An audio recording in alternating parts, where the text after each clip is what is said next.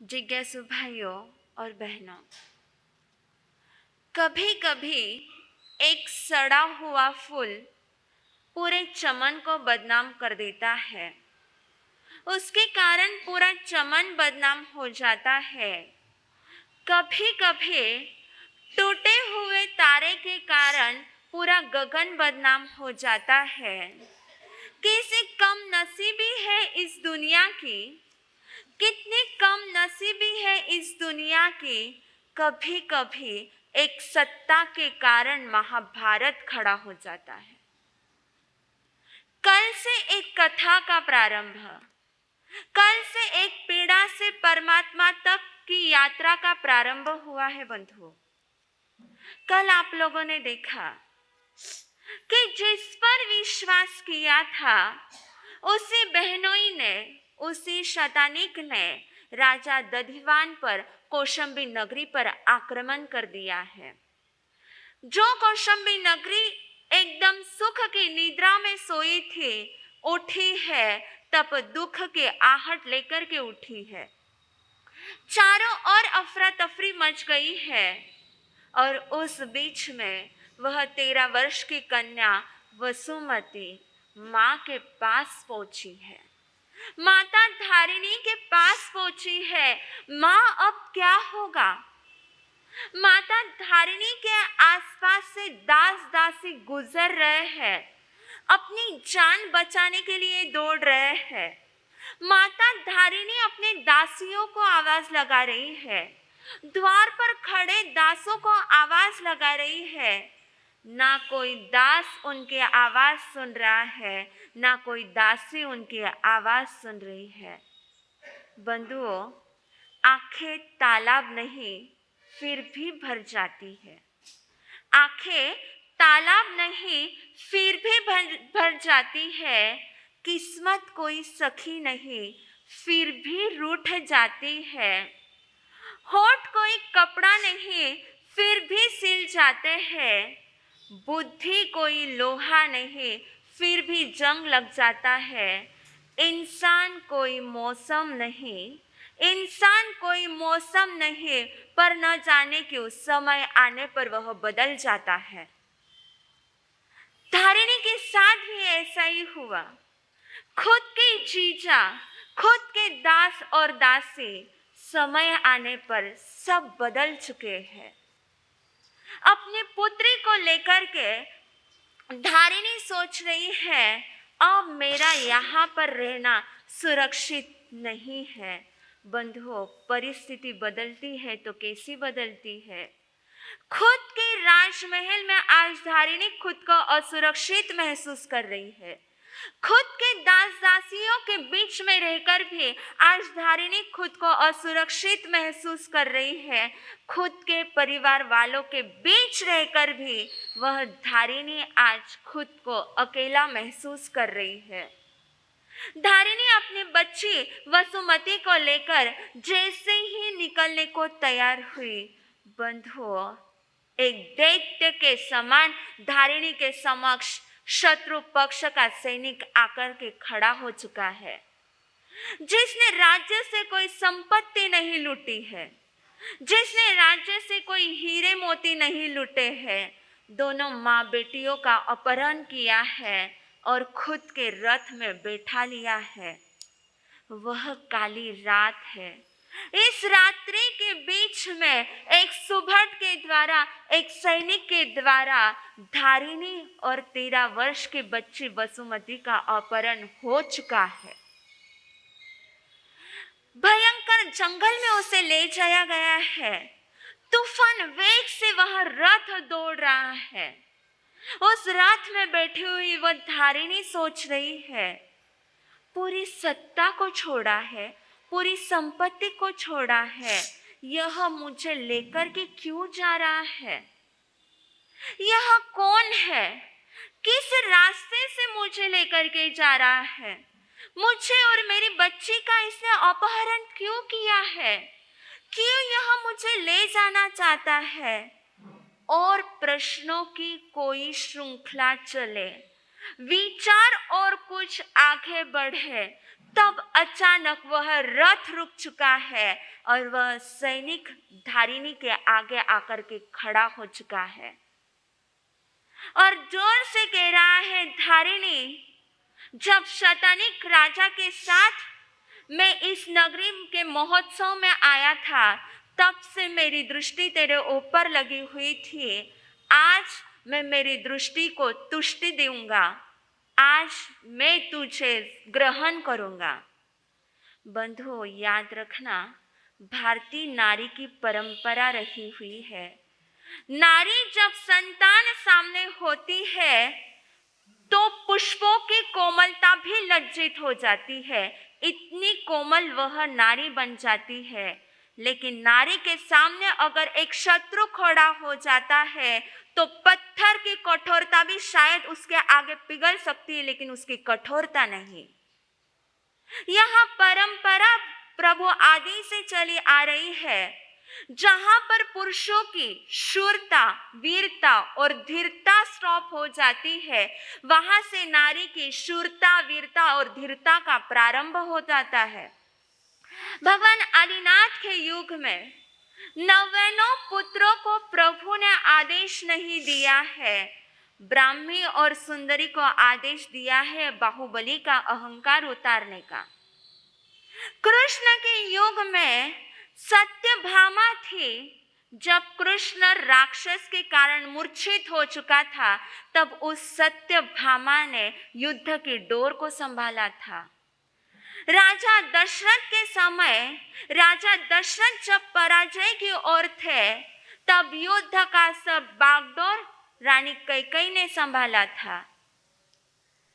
फिरोजी के टाइम पे, ब्रिटिशर्स के टाइम पर, जब हिंदुस्तान की जनता की आंखों से खून निकल रहा था, तब वह भारतीय नारी थी रानी लक्ष्मीबाई, जिसने अपनी संतान को पीठ पर बांध करके ब्रिटिशर्स का सामना किया था।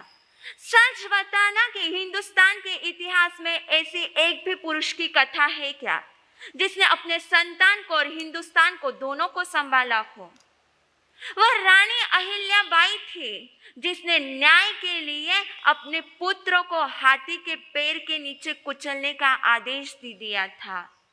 और उसी शूरता, वीरता और धीरता के बागडोर संभालने वाली वह रानी धारिणी थी। ऐसे विकट परिस्थिति में ना ही उसका मन चंचल हुआ है और ना ही उसका हृदय चंचल हुआ है।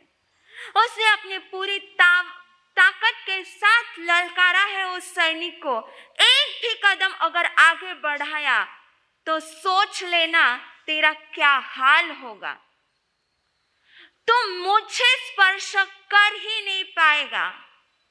तब सैनिक ने नारी की इस आवाज को भी अनदेखा किया है और जैसे ही उसने अपने कदम धारिणी की ओर बढ़ाए हैं, धारिणी ने सोच लिया है, समझाने से कामे पुरुष कभी भी समझेगा नहीं।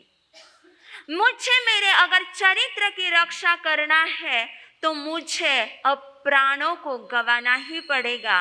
बंधुओं, समय आने पर वह भारत की रानी थी कि जिसने समय आने पर अपने चारित्र की रक्षा के लिए प्राण भी दे दिए हैं। वह चित्तौड़ की नारी थी रानी पद्मावती, जिसने कहते हैं कि कई हजार रानियों के साथ मात्र चारित्र की रक्षा के लिए जब चारित्र का क्वेश्चन आता है, तब भारतीय स्त्री अपने सौंदर्यता को भी गौण कर देती है, निग्लेक्ट कर देती है और वहां पर उसने जौहर कर दिया है। बंधुओं, इतिहास बताता है कि जहां पर उन नारियों ने, उन रानियों ने जौहर किया था, भले ही कितनी जोरदार बारिश हो, लेकिन उस स्थान पर पानी की एक बूंद भी आज टिकती नहीं है। उसी परंपरा को आगे बढ़ाते हुए धारिणी ने देखा है, अब मेरा चारित्र संकट में आ चुका है। सुभट आगे बढ़े उससे पहले धारिणी ने अपनी नजर पास में खड़े उस नन्ही बच्ची की ओर दौड़ाई है। पुत्री, इस विकट समय में पिता ने तेरा साथ छोड़ दिया और अब इस विकट परिस्थिति में आज मैं तेरा भी साथ छोड़ रही हूँ।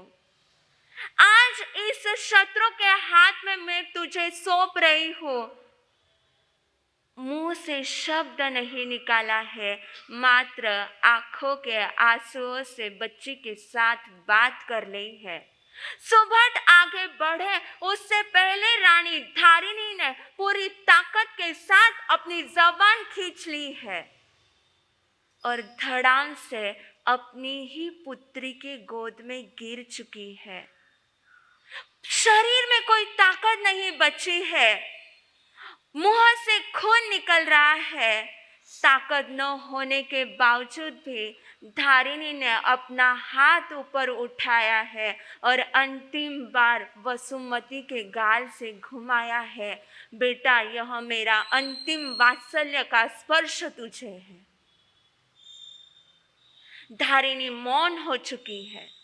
वह 13 वर्ष की बच्ची क्या समझे? मेरा राजमहल छूट गया, मेरे पिता भी राजमहल में खून के लाल रंग से लाल रंगित हो चुके थे और यहाँ पर रथ में मेरी माँ भी खुल के लाल रंग से रंगित हो चुकी है। यह सब क्या हो रहा है? उस बच्ची ने सोचा भी नहीं था कि कल रात को जो माँ मुझे गोदी में सुला रही है, शायद वह अंतिम बार मुझे उसकी गोदी में सुला रही थी। उस नन्ही बच्ची को यह नहीं पता था आज जिसके गोद में मैं सोने वाली हूँ, कल वही मेरे गोद में सोने वाली है सदा सदा के लिए। उस बच्ची को क्या पता था कि जिसकी गोद में मैंने पहला श्वास लिया, उसकी ही गोद में वही व्यक्ति आज मेरी गोद में अंतिम श्वास ले रहा है। माँ के मुंह से खून की धारा बह रही है बंधुओं, और पुत्री के आंखों से आंसुओं की धारा बह रही है। और यह दृश्य जब उस सैनिक ने देखा है तो उसका कठोर दिल भी नरम हो चुका है। यह मैंने क्या कर दिया? माँ के वात्सल्य को मैंने एक पुत्री से दूर कर दिया है। अब इसे माँ की ममता देने की जिम्मेदारी मेरी है। इस पुत्री को निर्वाह मैं करूँगा। बंधु, कैसा होता है यह काल? कल तक जिस राजमहल में वह वसुमती एक राजा की राजकन्या थी, आज सेकेंड रात को ही वह राजकन्या नहीं रही। कल की रात तक जिसे माँ और बाप का प्रेम था, सनात थी, एक ही रात में उसके आगे अनाथ का वर्ड लग चुका है। अनाथ वसुमती कहला चुकी है। उसका कोई भी नाथ नहीं बचा है, अनाथ हो चुकी है। बंधुओं, इसलिए कभी भी कल पे भरोसा मत रखना।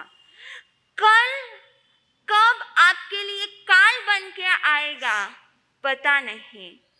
कल कब आपके लिए काल बन के आएगा पता नहीं। इसलिए हंसना है तो आज हंस लो, पता नहीं आने वाला कल हंसने का मौका देगा या नहीं। खुश होना है तो आज हो लो, पता नहीं आने वाला कल खुश होने का मौका देगा या नहीं। जो धारिणी कल तक राजरानी थी, जिस धारिणी के लिए कल तक जनता दीर्घायुष्य की कामना कर रही थी, वह धारिणी भी आज मृत्यु की गोद में सो चुकी है, अपने पुत्री को अलग कर चुकी है। वहां पर माँ का शव गोद में पड़ा हुआ है और वहां पर वसुमती माँ माँ माँ की आवाज लगा रही है। फिर भी धारिणी कोई शब्द का उच्चारण नहीं कर रही है। बंधुओं, जब धारिणी ने अंतिम श्वास छोड़ी होगी तब कितनी विकट परिस्थिति होगी, जरा आंखों के सामने कल्पना कीजिए।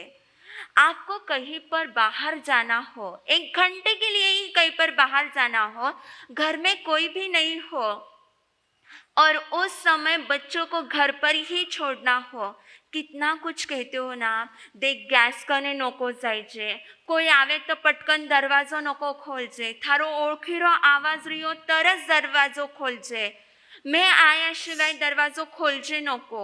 जल्दी उसके हाथ में मोबाइल भी नहीं देते हो, लेकिन उसने कोई शरारत नहीं करनी चाहिए इसके लिए आप उसके हाथ में मोबाइल भी दे देते हो. और 1 घंटे के लिए आप बाहर जाते हो तो भी आपके दिमाग में होता है मेरा बच्चा घर पर अकेला है, मेरा बच्चा घर पर अकेला है. कोई कितना भी आपको फोर्स करे तो तुरंत आप कह देते हो मैं नहीं रुक सकती, मेरा बच्चा घर पर अकेला है. 1 घंटे की यात्रा में भी बच्चे की यादें आपके दिमाग में होती है, बच्चे की चिंता आपके दिमाग में होती है. कैसे उस धारिणी ने एक शत्रु के हाथों में अपनी बच्ची को छोड़कर के गई होगी और कैसे अनंत की यात्रा पर वह निकल गई थी. इधर वसुमती माँ माँ की आवाज लगा रही है, लेकिन धारिणी का देह पूरी तरह से मौन हो चुका है. इधर वसुमती कह रही है माँ, मैं भले ही राजमहल के उद्यान में खेलती थी, वहां से अगर मैं सिर्फ एक माँ की आवाज लगा दूं तो तुम अपने 3rd फ्लोर के कक्ष से नीचे उतर के आ जाती थी.